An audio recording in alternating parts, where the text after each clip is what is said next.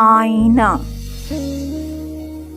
लड़की सर को झुकाए बैठी, कॉफी के प्याले में चमचा हिला रही है। लड़का हैरत और मोहब्बत की शिद्दत से पागल, लंबी पलकों के लर्जीदा सायों को अपनी आँख से चूम रहा है।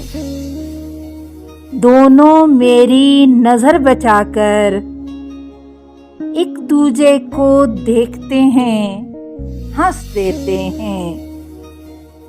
मैं दोनों से दूर दरीचे के नजदीक अपनी हथेली पर अपना चेहरा रखे खिड़की से बाहर का मंजर देख रही हूँ, सोच रही हूँ, गए दिनों में हम भी यूं ही हंसते थे।